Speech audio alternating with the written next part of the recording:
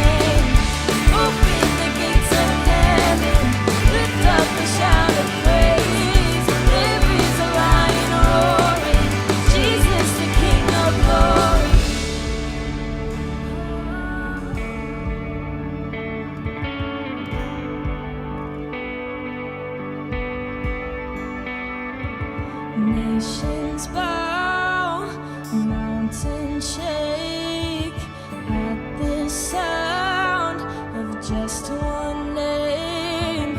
Over all, Jesus reigns. I know.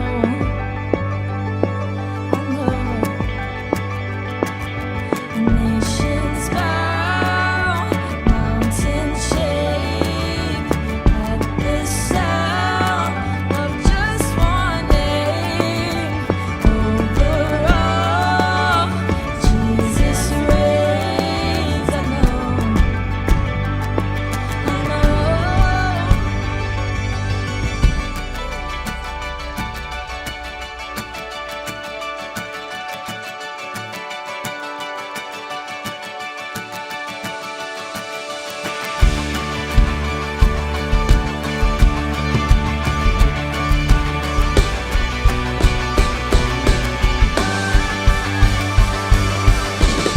There is a King of glory, there is a God who saves, one who is strong and mighty. Freedom is in His name. Open the gates of heaven, lift up a shout of praise. There is a lion roaring, Jesus the King of glory.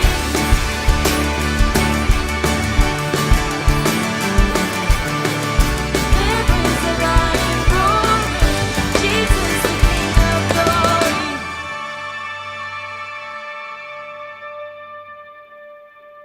All right, let's continue to worship.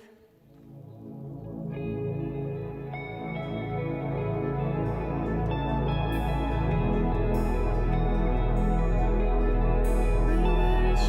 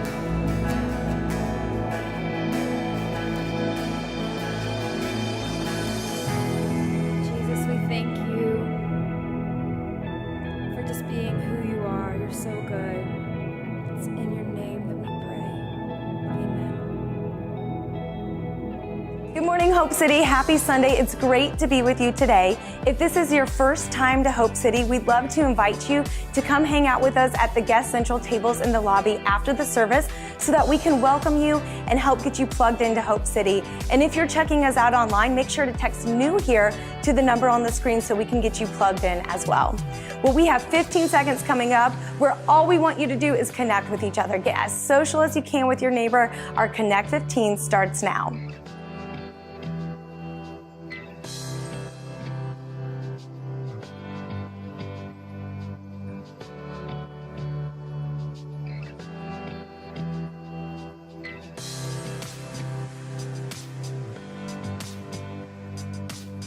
At this time, we'd like to ask that you join us in offering. Again, you can give online or through a text message, and we'll share that information for you right now on the screen.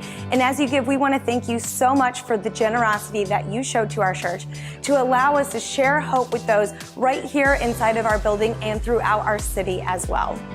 Well, we have some great things coming up here at Hope City. Check this out. We're excited to announce Summer at 10. This summer, we're creating an experience that will allow us to be together every single week. This June and July, we'll be offering one service only at 10 a.m. on Sunday, so we can celebrate every single Sunday together. Hope City Kids will be open, and you can serve and brunch and hang out with your Hope City family all summer long. We're calling this Summer at 10, and it starts next Sunday, June 20th. We can't wait to see you all together.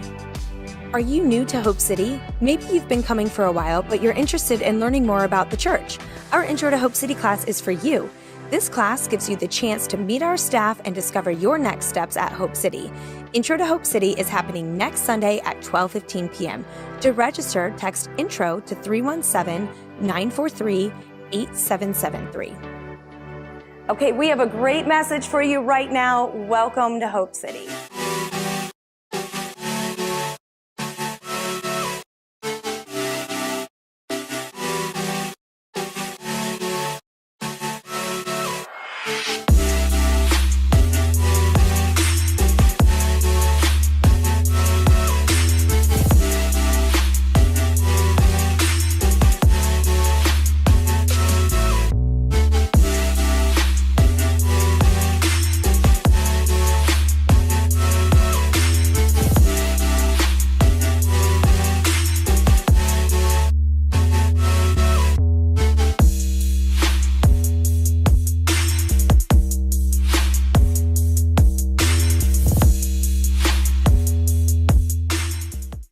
Well, hey, Hope City Church, how's everybody doing today? My name is Trisha Davis. I'm one of the pastors here, and I'm so grateful that you are here with us. Hey, if you are new today, we would love to know who you are. So tell us who you are in the chat. Where are you tuning in from? And we would just love to get to know you. I'm excited to be here because I finally get to say happy summer.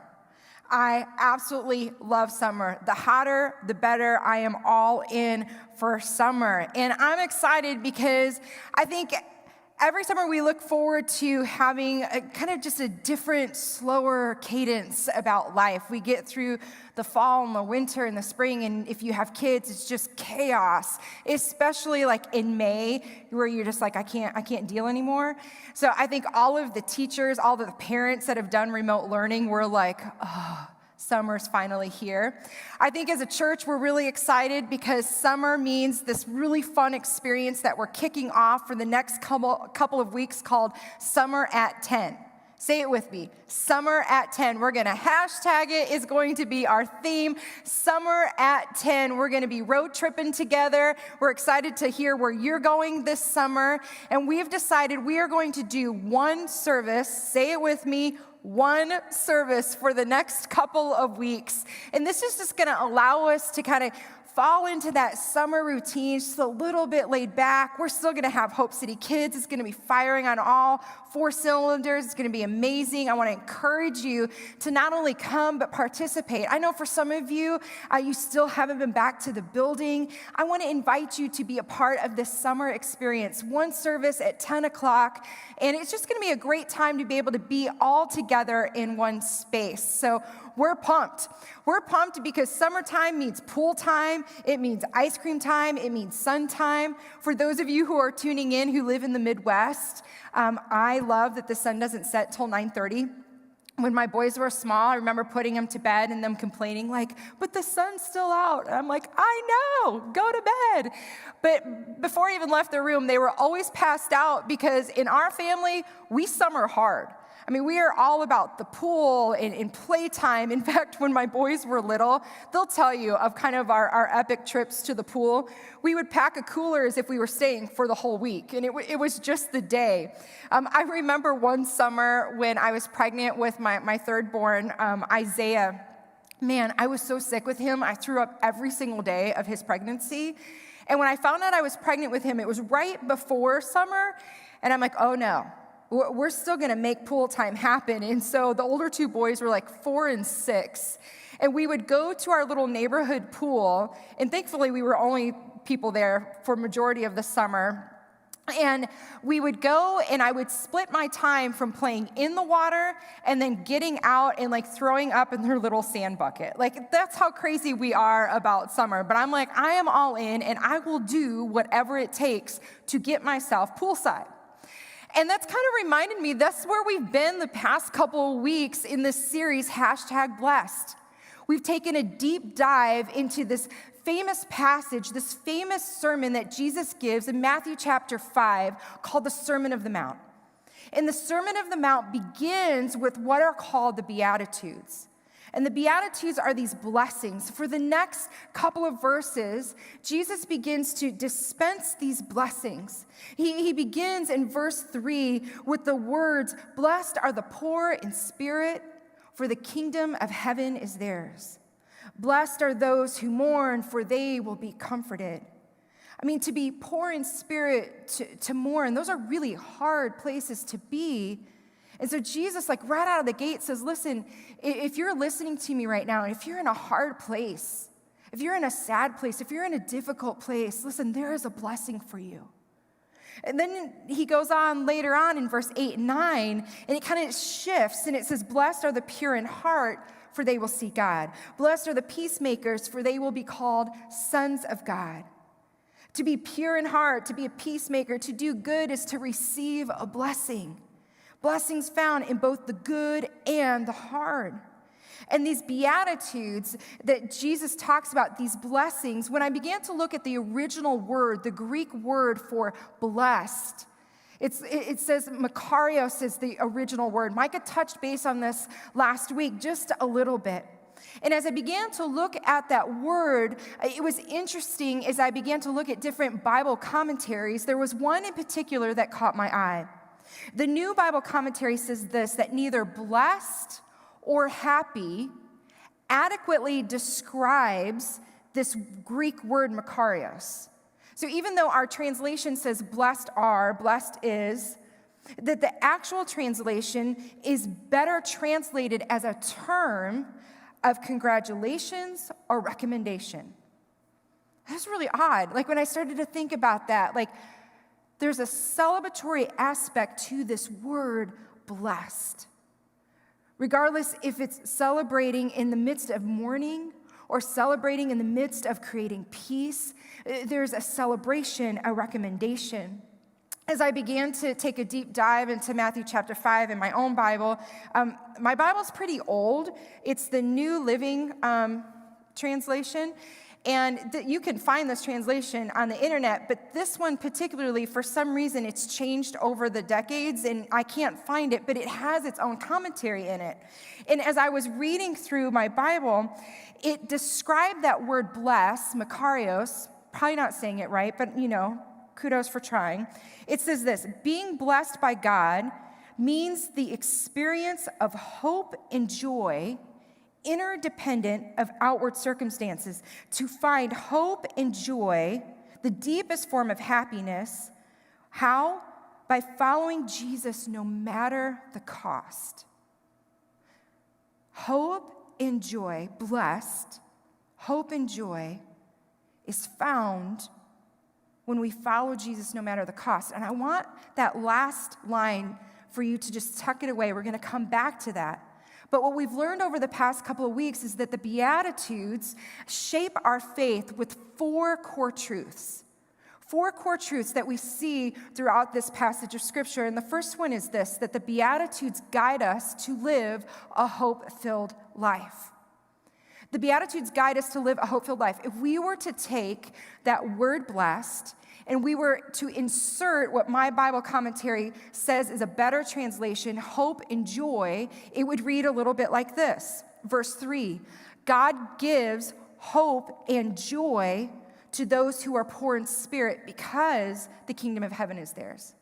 Say this with me. God gives hope and joy for those who mourn because they will be comforted. God gives hope and joy to those who are humble because they will inherit the whole earth. These blessings, whether received through hard circumstances or good choices, always guide us back to a life full of what? Hope and joy. That this truth is found in the Beatitudes, that we can live a hope-filled life regardless of our life circumstances. Number two, the Beatitudes remind us that this life is temporary. This hope and joy that we're searching for, we're not talking about an earthly experience, we're talking about a spiritual experience. A spiritual connection to live life and life to its fullest. A relationship of blessings and celebrates our willingness to find our way back to God, even in the midst of our pain. A relationship that goes beyond circumstantial earthly compensation, but is focused rather on a heavenly inheritance.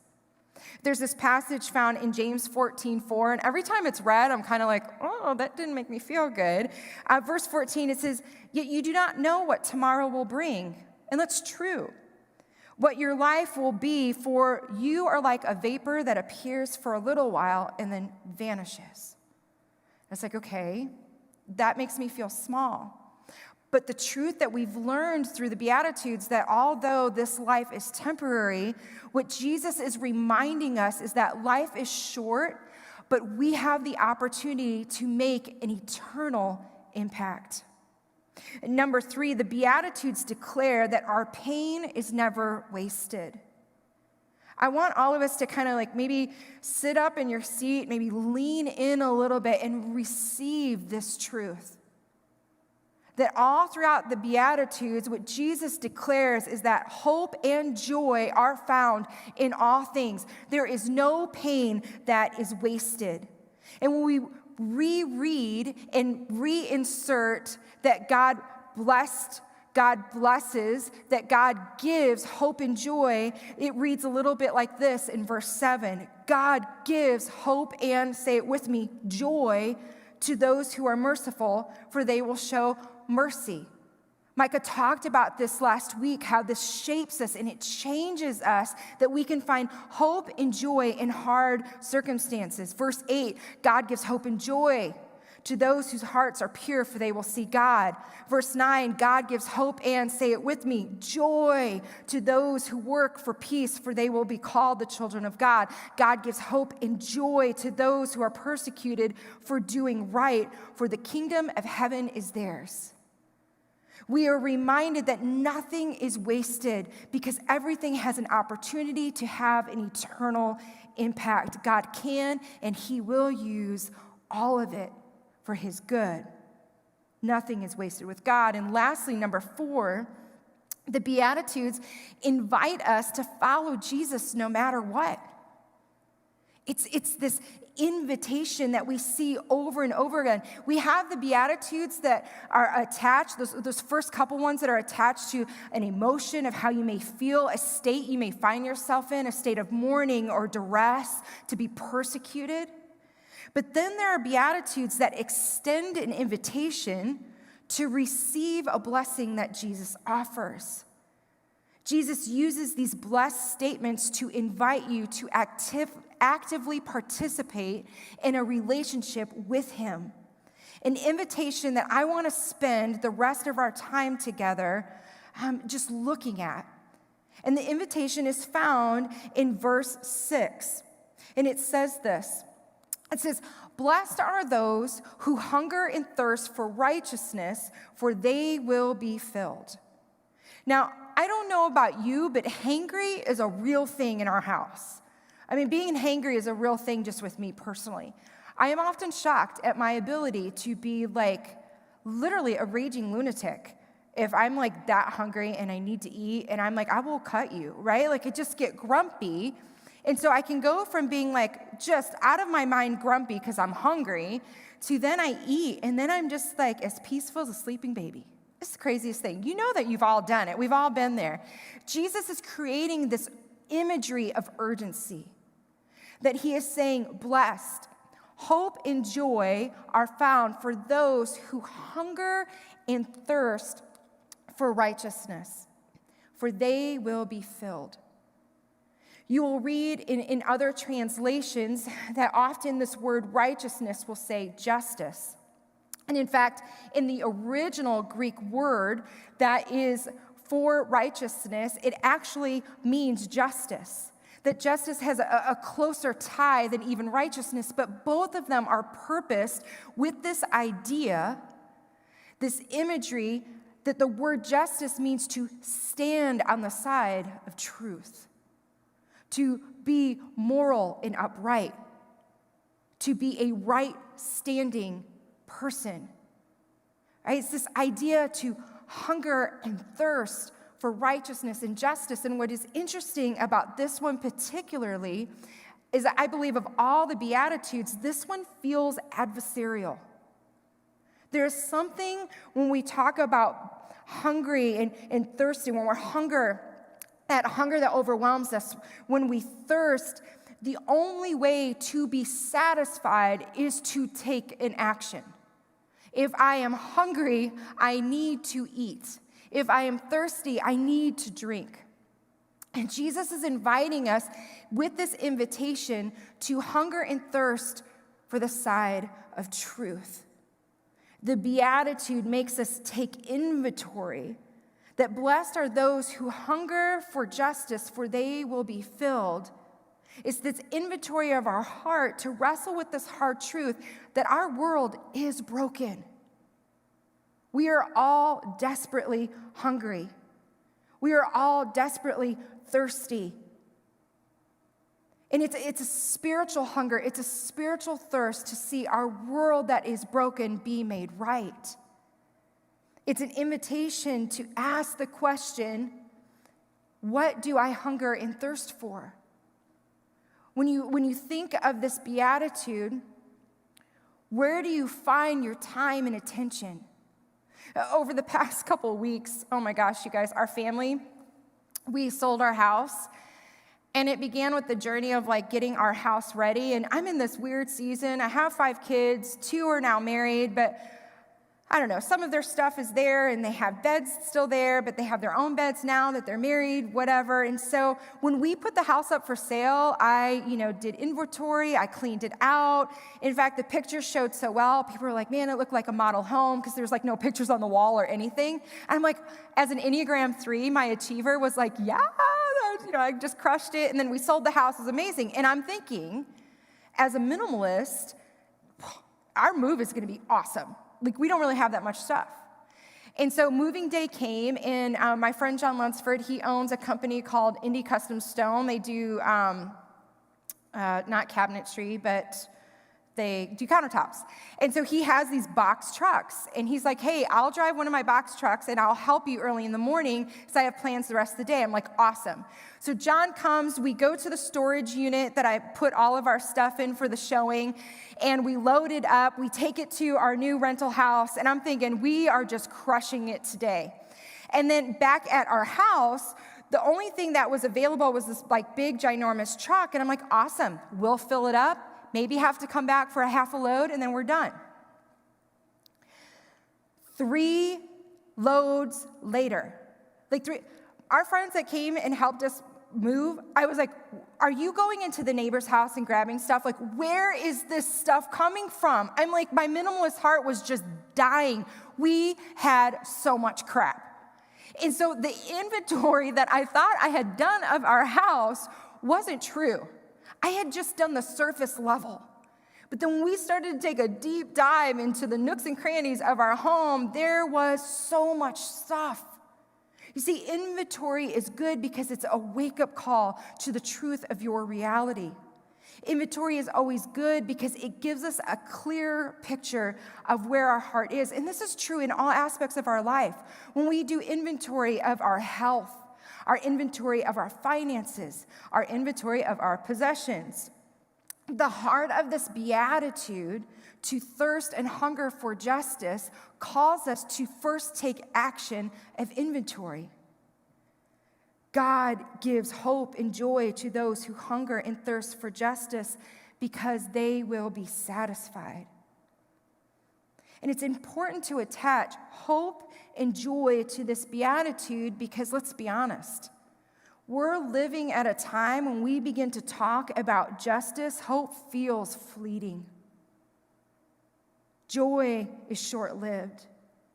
But now, more than ever, we need to hold tight to this blessing found in this beatitude that God gives hope and joy when we stand on the side of truth. And what is the blessing? To be satisfied. And this is a holy satisfaction. Satisfaction found in living a life with no regrets, of being all in no matter the cost.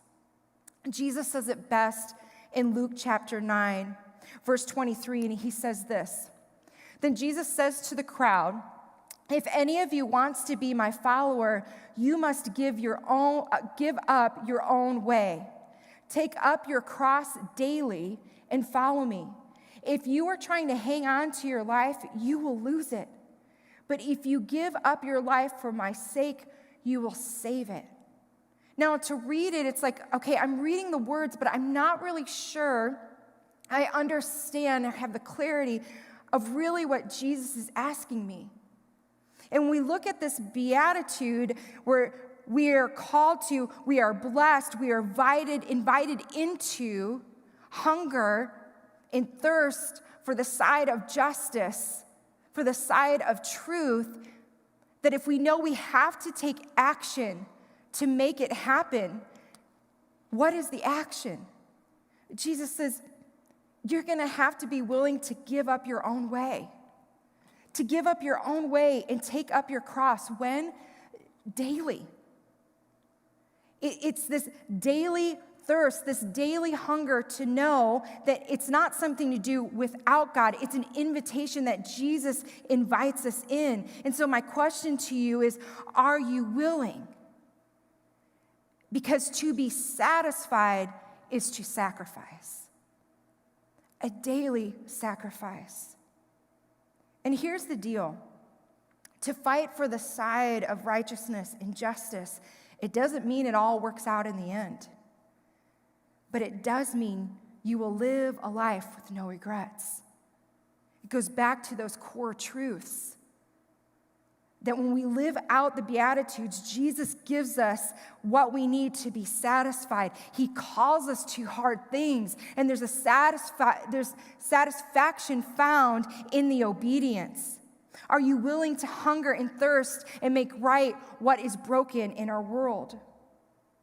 I have watched over the past couple of years, and when I say I have watched, I have felt guilty myself, where many of us have just stopped using our gifts because it's been a hard season. Our world feels harder than ever. The Big C church feels just more dysfunctional than ever. Political division in our country gets wider. Fighting for racial injustice and police reform feels too overwhelming. And I get it. And for me personally, there's times where I'm like, I'm done. I'm done. But when I begin to ask this question, God, what is it that you want me to hunger and thirst for? He begins to change my perspective. To see that the blessing, that there's hope and joy found in it.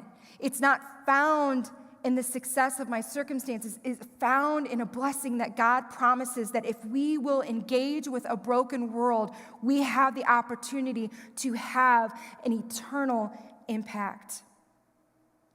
See, if you're willing to hunger and thirst for justice, you will see beyond hashtags and political stances and labels, and you will see the truth that Jesus is. That Jesus came to seek and save the lost. And who are the lost? All of us. Are you willing to take up your cross to declare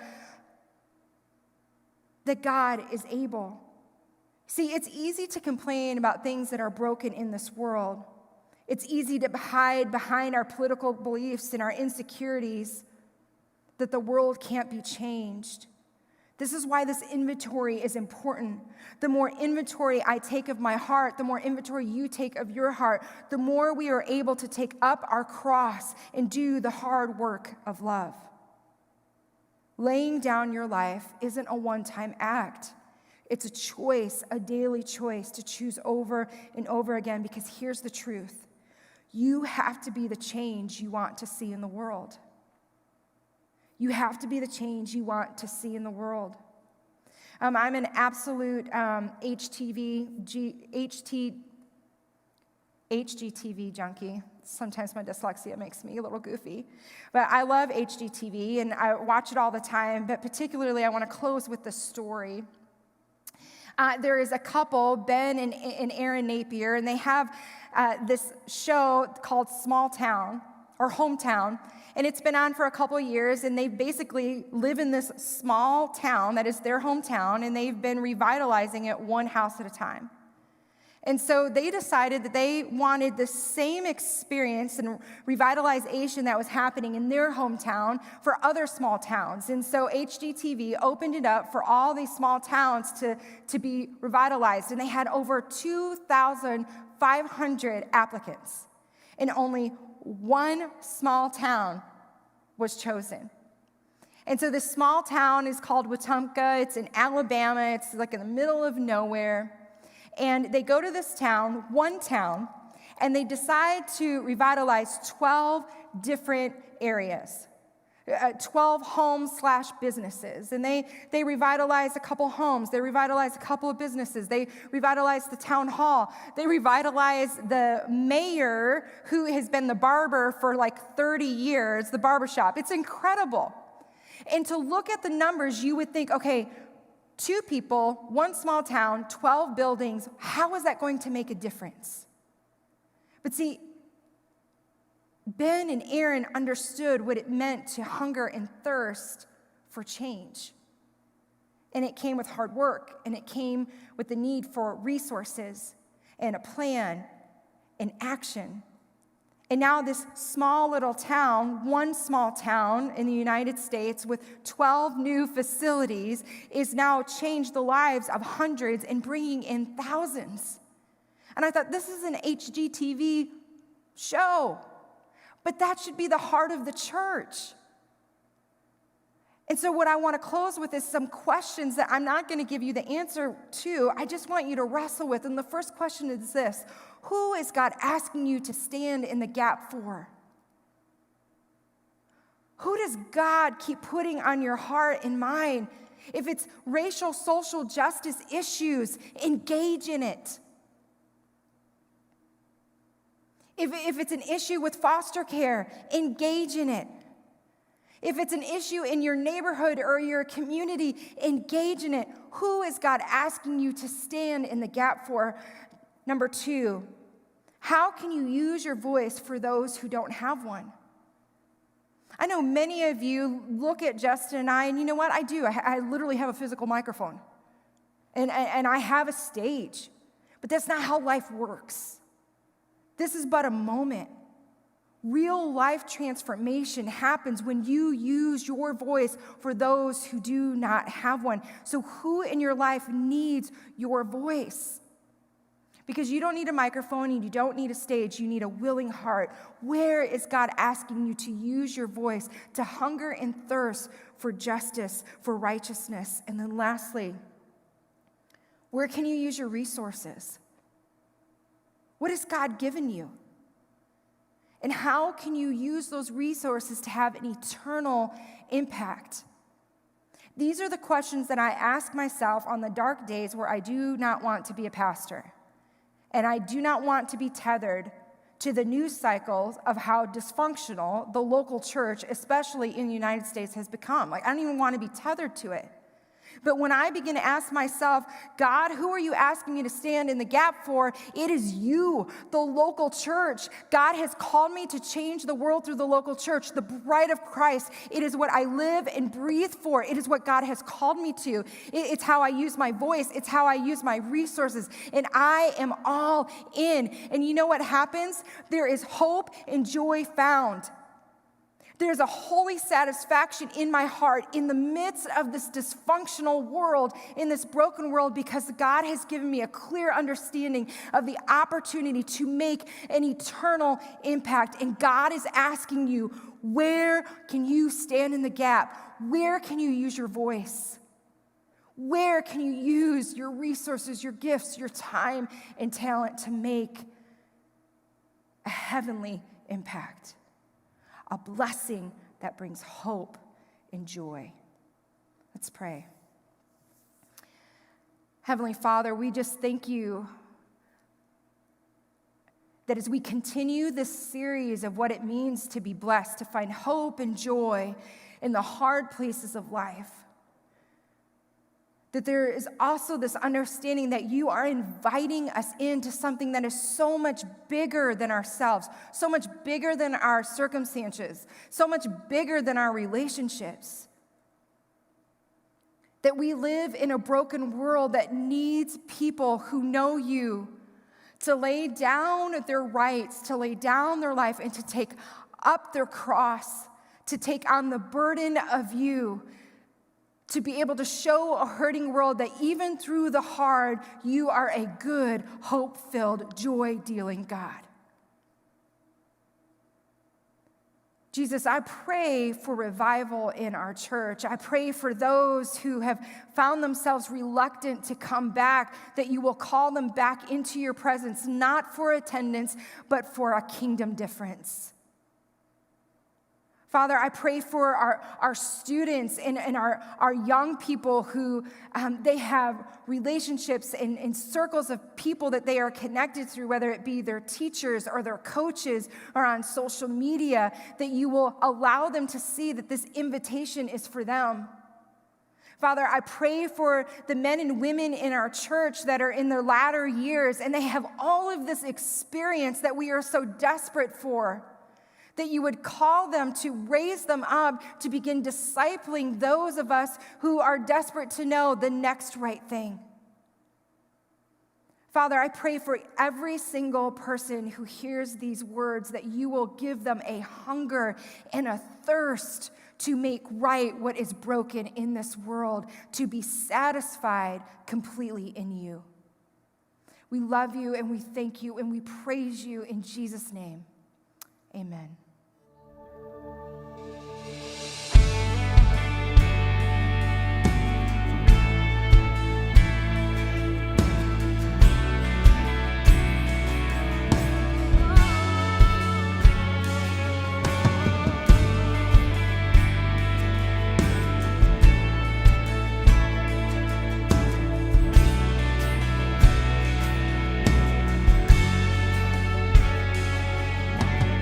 Here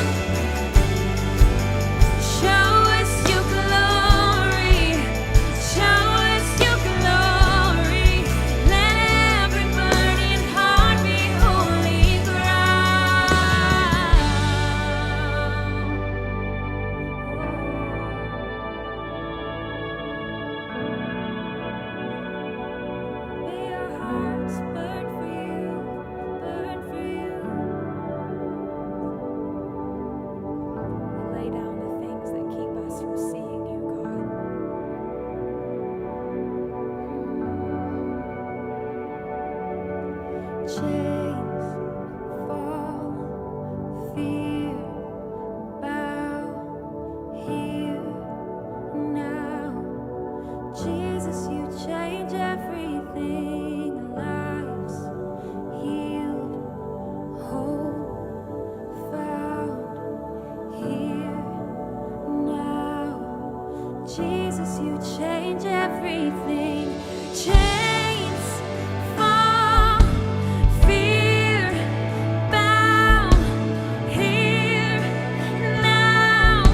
Jesus, you change everything. Lives healed, hope found right here, right now. My Jesus, you change everything.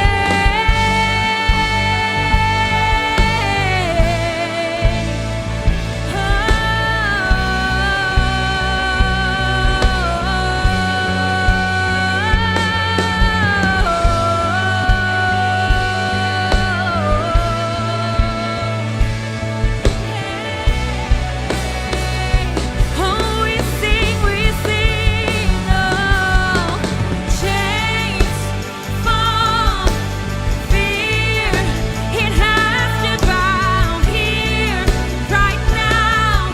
My Jesus, you change everything. Lives healed, hope found here now. Jesus, you change everything.